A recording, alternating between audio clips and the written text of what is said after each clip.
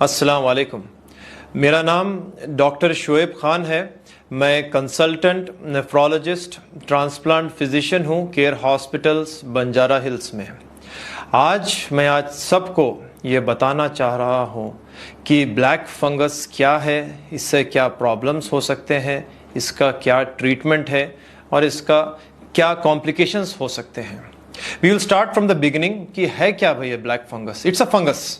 Fungus का colour black है तो उसको ब्लैक फंगस बोलते हैं। फंगस क्या है? आम तौर पे हम लोग देखते हैं कि जब बारिश होती, दीवारों पे पत्थरों पे कंजाल जमा हो जाता, तो नॉर्मल लैंग्वेज में इट्स अ कंजाल टाइप ऑफ थिंग जिसको फंगस बोलते हैं, लेकिन इसका कलर ब्लैक होता है, इसी वजह से इसको ब्लैक फंगस कहते हैं और इसका साइंटिफिक नेम म्यूकोरमाइकोसिस है। हर फंगस सिर्फ सरफेस पे रहता, लेकिन ये फंगस जिसको ब्लैक फंगस या म्यूकोरमाइकोसिस कहते हैं, ये इसके रूट्स जो है ब्लड वेसल्स के अंदर जाके ब्लड को कॉम्प्रोमाइज कर देता, ब्लड फ्लो को रोक देता, जिसके वजह से टिश्यूज के डेथ होती। तो ये फंगस जहां भी जाता ब्लड सप्लाई को काट देता, जिसकी वजह से न्यूट्रिशंस नहीं जाते एंड वो पर्टिकुलर हिस्सा मर जाता और डेड हो जाता, वो टिश्यूज जो है डेड हो जाते। ये कहाँ कहाँ हो सकता? आम तौर पे कंजाल कहाँ कहाँ हो सकता, उसी तरह म्यूकोरमाइकोसिस भी वहाँ हो सकता है जिस एरिया में बॉडी में ज़्यादा मॉइस्चर रहता वहाँ पे। फॉर एग्जाम्पल जो है साइनसेस है, नाक है, आँख है, ये जो मॉइस्ट एरियाज रहते, यहाँ पे मोस्ट कॉमनली जो है ये म्यूकोरमाइकोसिस पाया जाता और इसको इन्फेक्ट कर सकता और ब्लड सप्लाई को रोक सकता। ये किन लोगों में हो सकता? ये जैसा बताया कि इम्यूनिटी कम रहने के वजह से ये फंगस ग्रो होता। आम तौर पे हर किसी को ये फंगस लगता, लेकिन बॉडी की इम्यूनिटी उसको फाइट करती। ये second wave of corona pandemic में देखा जा रहा है कि extraordinary doses of steroids, methyl prednisolone, dexamethasone, tocilizumab, bevacizumab, various medicines दिए जा रहे हैं जान को बचाने के लिए कोरोना वायरस से।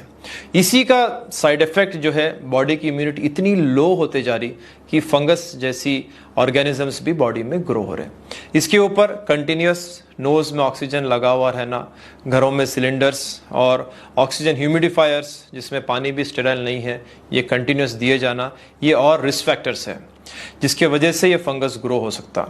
और it can be very deadly जिन पेशेंट्स की एज 50 से ज़्यादा है, जिसको शुगर है, जिसका कंट्रोल शुगर का बराबर नहीं है, पहले से किडनी का प्रॉब्लम है या लिवर का प्रॉब्लम है या पहले से आस्थमा है, जो रेगुलर स्टीरॉइड्स इनहेलर्स लेते, ये लोगों में ये ब्लैक फंगस मोर कॉमनली आ सकता and it can be even life threatening. अब ये ब्लैक फंगस हो गया तो क्या कर सकते हैं? कहीं भी कंजाल आ गया तो क्या कर सकते हैं?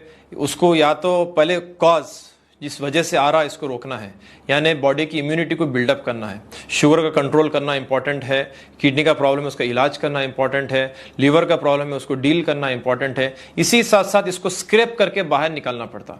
इसका परफेक्ट ट्रीटमेंट सर्जरी है। जिस टिश्यूज़ में आ गया ये, जिस टिश्यूज़ की ब्लड सप्लाई को ये फंगस रोक रहा और जो टिश्यूज़ की डेथ होते जा रही है Aahista Aahista, most commonly sinuses में, नोज़ में, आँखों में, ये टिश्यूज़ को सर्जरी करके निकालना पड़ता। टिल दैट टाइम इसको रोकने के लिए एक खुसूसी मेडिसिन है जिसका नाम एम्फोटेरिसिन बी है। इसको दिया जाता है फंगस की ग्रोथ को रोकने के वास्ते। यहाँ पे नेफ्रोलॉजी का बहुत और गहरा ताल्लुक है। एक किडनी स्पेशलिस्ट की ज़रूरत ये पॉइंट पे पड़ सकती, क्योंकि ये जो ड्रग है ना सिर्फ फंगस को किल करता, फंगस के बॉडी में होल्स डाल के फंगस को मारता, उसी साथ साथ ये ड्रग किडनी में भी जाके डैमेज कॉज करने की सलाहियत रखता है। किडनी के सेल्स को भी होल्स डालता और किडनी के सेल्स भी डैमेज होते हैं, जिस वजह से क्रिएटिनिन का बढ़ना बहुत कॉमन है। अप्रॉक्सीमेटली अगर 100 लोगों को एम्फोटेरिसिन बी दिया जाए तो 40 लोगों को क्रिएटिनिन बढ़ने का प्रॉब्लम हो सकता। इसके साथ साथ किडनी के 4 फंक्शंस जो है डैमेज होते। किडनी मैग्नीशियम को रिटेन नहीं कर सकता, यूरिन में चले जाते रहता, लो मैग्नीशियम हो जाता। सेकेंड थिंग, लो पोटेशियम हो जाता। ये 2 चीज़ें can cause abnormal heart beating and patient can become very critical.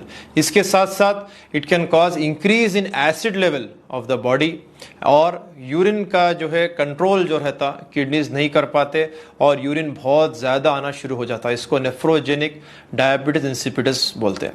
This 4 things again kidney को डैमेज क्रिएट कर सकते हैं, जिसकी वजह से फर्दर क्रिएटिनिन का बढ़ना और इसको सही वक्त पे इसका इलाज नहीं करना, मेडिसिन्स का डोजेस एडजस्ट नहीं करना, इसके वजह से पेशेंट डायलिसिस की हद तक भी जा सकता। इसमें करेक्ट टाइम पे इंटरवेंशन बहुत इंपॉर्टेंट है।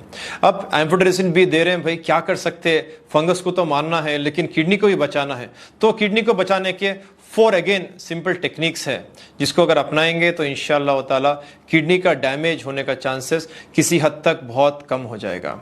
नंबर 1 कि इंजेक्शन देने से पहले 500 ml नॉर्मल सलाइन का इंजेक्शन लिया जाए, बॉडी को वेल हाइड्रेटेड किया जाए, क्योंकि एम्फोटेरिसिन भी किडनी की ब्लड सप्लाई को भी किसी हद तक डैमेज कर सकता, इसीलिए पेशेंट को वेल हाइड्रेटेड रखना इंपॉर्टेंट है। इसके साथ साथ जब एम्फोटेरिसिन बी दिया जाए, इसको डेक्सट्रोस सोल्यूशन में 5% डेक्सट्रोस सोल्यूशन में मिक्स करके over a period of 2 to 4 hours slowly दिया जाए, ताकि बॉडी इसको टॉलरेट कर सके। नंबर 3 जो है N-एसिटाइलसिस्टीन बोल के टैबलेट कॉमनली अवेलेबल है मेडिकल हॉल्स में, म्यूसिनैक नाम से या ब्रोनैक नाम से, इसको जो है सुबह शाम यूज़ किया जाए। किसी हद तक डाटा में प्रूवन है कि जो है स्टैटिन्स, अटोरवास्टैटिन, रोजवास्टैटिन भी यूज़ करने से म्यूकोरमाइकोसिस को जब ट्रीट करते हैं एम्फोटेरिसिन बी से, इसका डैमेज किडनीज पे होने से ये किसी हद तक रोक सकता है। अगर कोई डायलिसिस पे चला भी जाए ये मेडिसिन के वजह से, तो 100% किडनी रिकवरेबल है, डरने की कोई ज़रूरत नहीं है। पहले जान बचाना है, म्यूकोरमाइकोसिस को बॉडी से निकालना है, किडनी का बाद में हम लोग इंशाअल्लाह ताला संभाल ले सकते हैं। मैं उम्मीद करता हूं कि जब कभी भी ये मेडिसिन स्टार्ट किया जाए, इससे पहले हर कोई अपना एक बार किडनी का फंक्शन टेस्ट कर लें। अगर किडनी पहले से डैमेज्ड है तो रिकवरी के चांसेस और कम हो जाते हैं। इंशाल्लाह इसका सलूशन एक ही है कि बॉडी की इम्यूनिटी को बढ़ाया जाए, हैवी यूजेज ऑफ स्टेरॉइड्स को कम किया जाए, और जो है good diet, nutrition, sugar control, BP control is very important. अस्सलाम वालेकुम।